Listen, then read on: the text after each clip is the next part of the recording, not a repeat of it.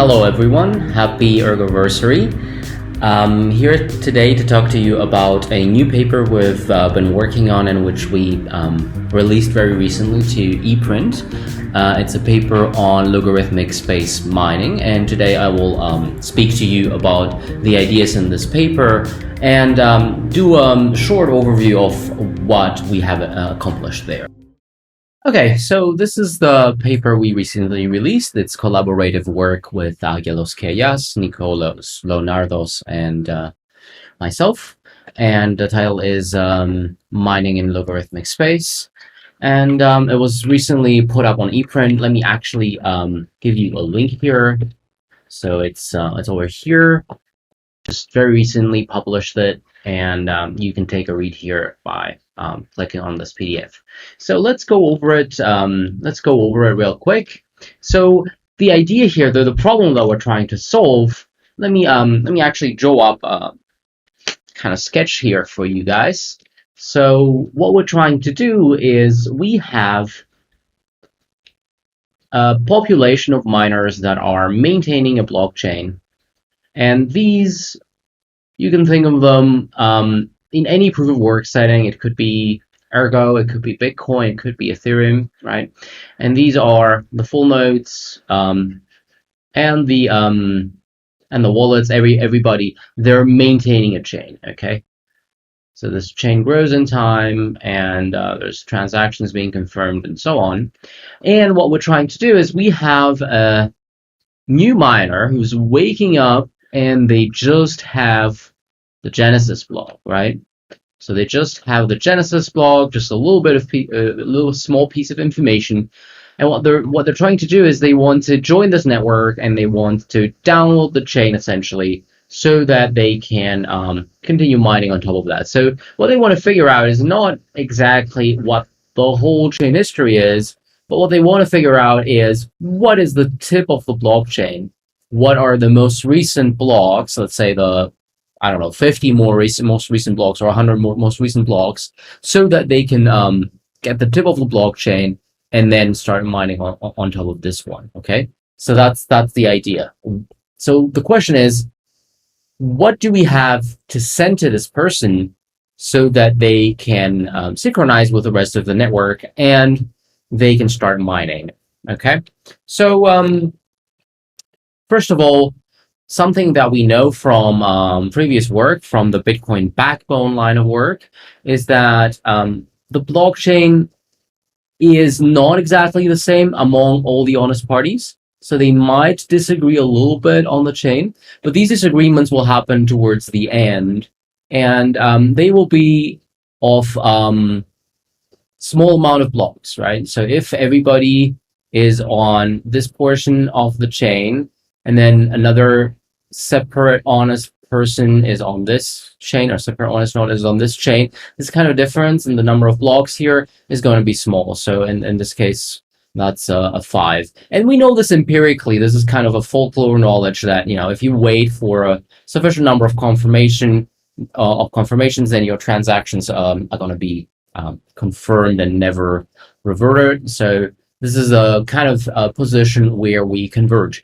So if this bootstrapping miner were somehow to learn about this kind of last portion of the blockchain, so if we could convince them that the longest chain is ending in this portion over here, then that would be great, because then they can start mining on top of like one of these blocks. But then in case there is a reorg, they could go back and let's suppose that there is a reorg over here. They could trace the reorg back and forth so that they figure out what is the new tip, right? So they have all the information, because the reorg is never going to happen too deeply. So what this bootstrapping miner is trying to learn is, what is this kind of tip of the blockchain? What are the last k blocks in this chain? And in this case, if we take like k is equal to 128 or something like that, that should be a safe value. Okay, so that's the problem we're trying to do. And obviously, the bootstrapping miner can download the whole blockchain if they wanted to, and that's the protocol that full nodes are running. but we want to do something more efficient than that. And the obvious thing that you can do is that for the historical part of the blockchain, where we don't really care what happened, all we care about is what are the block headers over here, and to verify the proof of work. Well, what you can do in this case is you can just send the headers for this portion, and then you can send the full blocks for the blocks near the present. So this is near the present, and this is this over here is the history, let's say. Okay, I mean, that's a good enough optimization, and it's kind of something that some miners are doing, right? Some miner implementations are doing. And what you need in this case to be able to validate the blocks that you're looking at and to be able to validate transactions as well is that you want each block in the present or near the present to have a commitment to the current state. Right, so you want each block to have a commitment to the current state. So if we look closer to a block, right, if we zoom into a block, what we want is, in the case of a UTXO blockchain like Bitcoin or like Ergo, in addition to the transactions that are being confirmed in the block, right, which are organized in a Merkle tree, we want another commitment which is to the UTXO, right? So to a list. Also, the leaves here in this tree are going to be, actually, let me not make it a square here. Let me just like make a tree of nodes like that. We want this tree here to have, at the leaves, we want it to have just all the transactions with the UTXOs, right? Everything that is in the UTXO, we want it to be organized in a nice Merkle tree over here, so that whenever some miner is downloading a block and they know that this block, okay, this block is part of the, it's part of the longest blockchain and it's near the tip, then what we can do is we can look at this UTXO, and this will be sufficient to verify incoming transactions as we see them on the network. And if you have this kind of snapshot, you can also verify that this tip of 128 or K is equal to 5 blocks. It's all valid according to the rules of the chain, whether the transactions are taking place correctly, transferring value correctly, they are consuming existing UTXOs, and so on. So if you know that, let's say that this block is honestly adopted by everyone, then everything else from that point on, you can verify yourself, okay? So this is an assumption that we're making here, and this is something that Ethereum is doing, but a blockchain like Bitcoin, for example, is not doing, although there are proposals like the U3XO proposal to get that into Bitcoin. So what we're trying to optimize here is whether we can actually also shrink this POW history and make this more efficient. So one kind of question around this is this really something that you care about in terms of size? And let me argue about that for a moment. So we have these two portions, right? We have the present portion, which has a constant number of blocks. This is a security parameter. And then we have the historical portion, and that historical portion has a large number of blocks. So this could be like, oh, I don't know, like 10 million, for example, currently, but it's actually growing linearly, right? So this portion is linear. It grows linear with the execution time, while this portion is a constant, okay? And the snapshot that you are including within each block, that could be growing or it could be shrinking depending on the application. So you could have an application where, you know, new transactions are added, new UTXOs are added all the time, and it makes sense that it grows. Or you have some accounts whose balances are updated, and then the state remains the same. Or you could have UTXOs that are consumed and fewer are created, in which case actually this state shrinks. There is a series of works that talk about shrinking this application state that you can snapshot into. And this work that we do here is not concerned about that. So this is kind of an orthogonal problem. If you can shrink the application state, this can be composed with the techniques that we have developed here. So we will focus on this POW history. And the reason is that this might not be very, very large right now, but it will grow with time. So if we're building systems that are to survive for the foreseeable future, maybe decades or centuries, this is going to grow very large, and we want this to contain as a to allow we want to keep small amount of data to be able to synchronize from Genesis without keeping everything. And I want to touch on this. I want to touch a little bit on the protocol that we use just briefly. To do that here, most of the viewers might be familiar with protocol for light wallets called Nepopause. So we are using the same techniques here to do the synchronization for the historical part.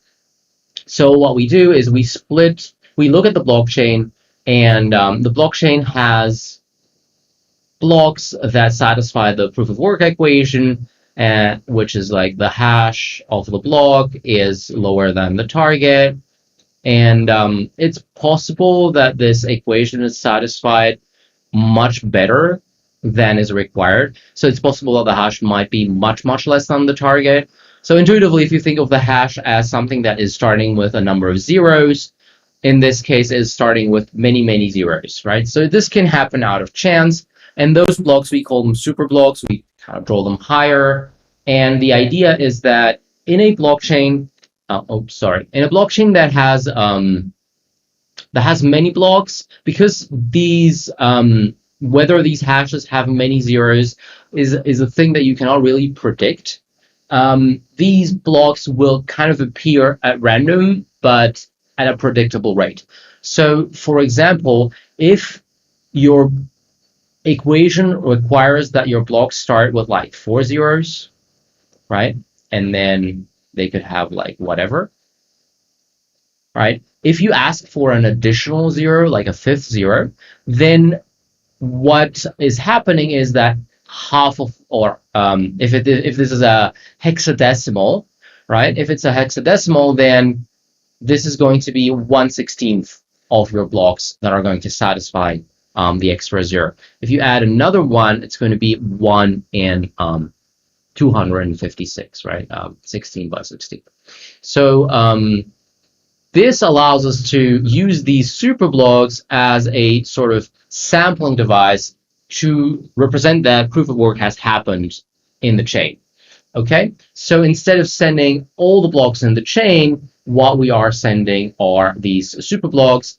And there are many, many details in this construction which pertain to how do you create prev ID pointers between these super blocks, similar to the ones that you have in the levels below. How do you do the sampling of these super blocks? Do you do more sampling near the present or elsewhere? And you can read about that, all of that in our paper. And actually, let me point out the particular place where we have the latest construction. So it's let's see. So this is the construction that we have over here, where it is defined how these samples are selected so that this is secure, and you also have a security proof if you want to take a closer look. But I hope this very, very high level definition gave you some intuition about what is going on. But I want to briefly compare what we currently have in this new paper to previous work, such as the Nepopause work. Right, so here we do use Nepopause, but with some modifications. And the modifications that we have developed a series of new proof techniques for the security portion.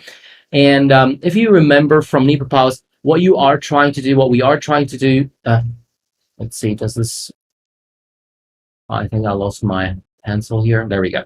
Okay, so from Nepopause, what happened there is, in the previous versions, we had a wallet which was connecting to a population of full nodes and synchronizing so that they figured out whether a transaction has taken place.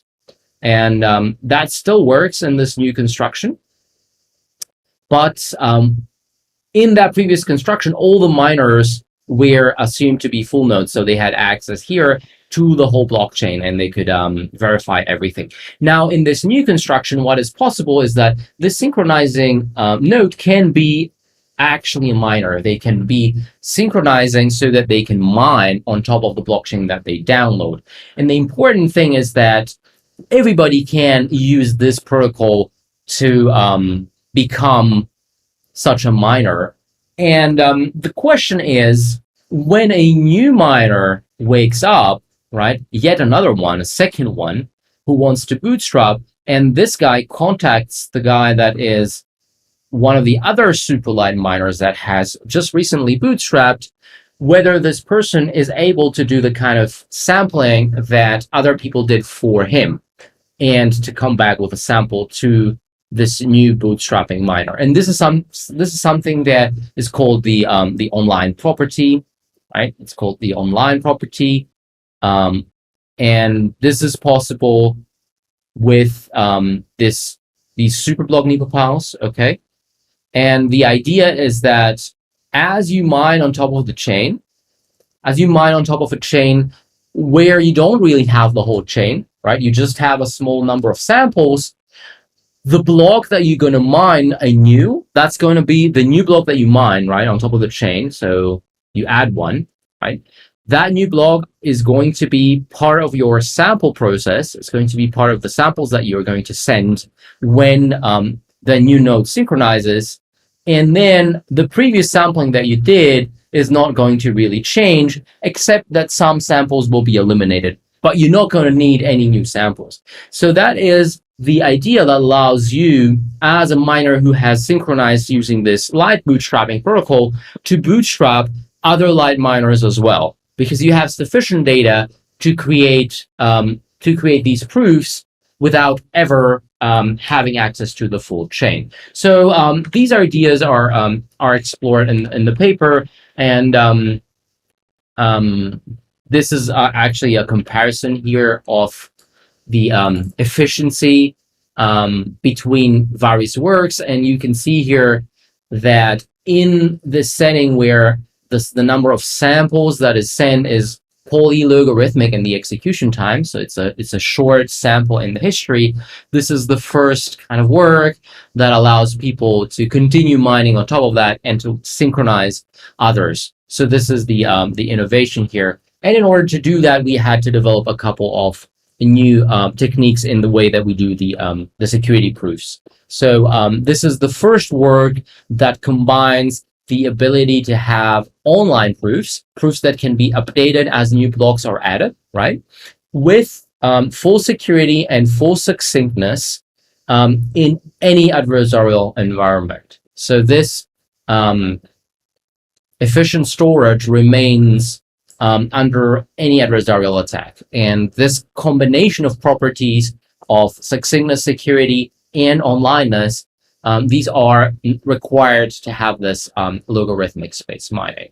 So this concludes and gets us back to the title of the paper, that these miners, they just need to maintain a logarithmic space. They don't need to keep track of all the blocks that have been mined in the past. And the kind of surprising thing here, the kind of new thing here, is that the whole miner population can abandon very, very old blocks. These can be kind of garbage collected. They don't need to be looked at any time in the future. That's it. They get garbage collected. They're forgotten about. Nobody needs to care about these anymore, unless you want to keep them in place of archives to see, what happened in history, who changed money with whom. But for synchronization and security purposes, these are not needed in this model.